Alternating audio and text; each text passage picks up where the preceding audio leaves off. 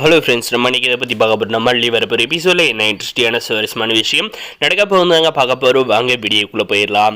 நம்முடைய வெண்பாவை பார்த்திங்கன்னா ஸ்கூல் நம்முடைய விஜய் மல்லி ட்ராப் பண்ணுறாங்க. அதுக்கப்புறம் என்ன நடக்குதுன்னு பார்த்தீங்கன்னா நம்முடைய வெண்பா குட்டி என்ன சொல்கிறாங்கன்னு பார்த்தீங்கன்னா, டாடா அவள் தான் என்ன ஸ்கூலில் விட்டுட்டீங்கல்ல, மல்லி அம்மாவை கூட்டிகிட்டு போய் வீட்டில் விட்டுருங்க அப்படின்ற மாதிரி சொல்கிறாங்க. சொன்னதும் பார்த்தீங்கன்னா நம்முடைய விஜய்க்கு பயங்கரமாக கோவப்படுறாருங்க.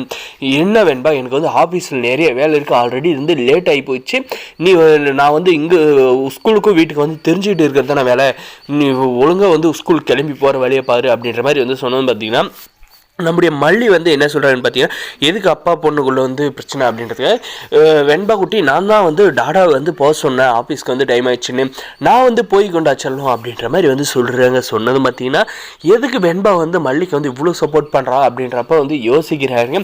ஒரு வேளை மல்லிக்கிட்ட காசு இருக்காதோ அப்படின்ற மாதிரி யோசிச்சா நம்மளுடைய விஜய் பார்த்தீங்கன்னா, பேக்கெட்டில் நம்முடைய வெண்பா ஸ்கூலுக்குள்ளே அனுப்பிட்டு நம்முடைய மல்லிக்கிட்ட மீட் பண்ணி பேசுகிறாங்க.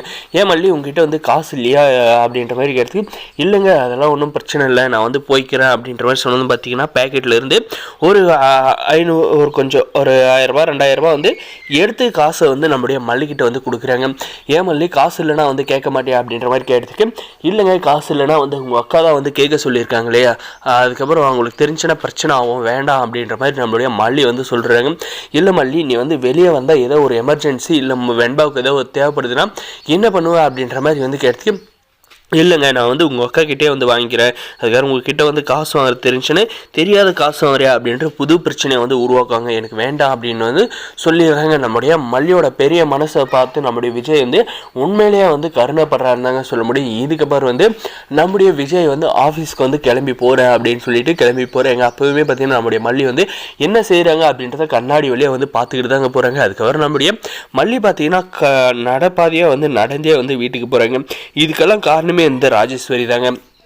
நம்மளுடைய மல்லியை பழி வாங்கியே ஆகணும் அப்படின்றதுக்காக அவங்கக்கிட்ட சல்லி பைசா கொடுக்குறது இல்லைங்க.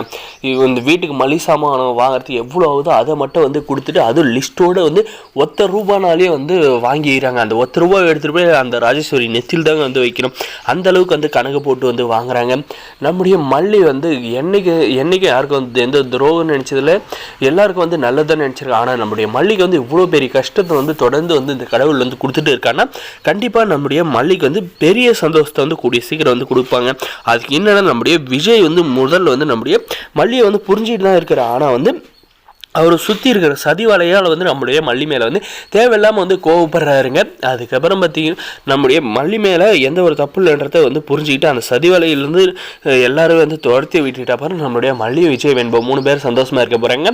அதுபோக நம்முடைய மல்லி பார்த்திங்கன்னா விஜய் காசு எடுத்து கொடுத்ததை பார்த்து அவருக்கு நம்ம மேலே பாசம் இருக்குது, நம்ம கஷ்டப்படக்கூடாதுன்னு, ஆனால் அதை வெளிக்காட்ட மாட்டுறாரு. இதுக்கெல்லாம் காரணமே அவங்க அக்கா ரஞ்சிதா தான். அவங்க பண்ணுற வேலையால் தான் விஜய் நம்ம மேலே கோவப்படுறாங்க.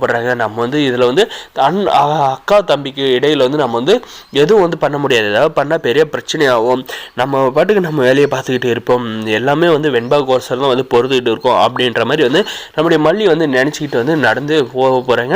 வரப்போகிற எபிசோட் இப்படி தாங்க நடக்குது. இந்த வீடியோ பிடிச்சதை லைக் பண்ணி மறக்காத நம்ம சேனலை சப்ஸ்கிரைப் பண்ணாதமா மறக்காது சப்ஸ்கிரைப் பண்ணி பெல் ஐக்கனை ஆன்ல போட்டு வச்சுக்கோங்க. தேங்க்ஸ் ஃபார் வாட்சிங் கைஸ்.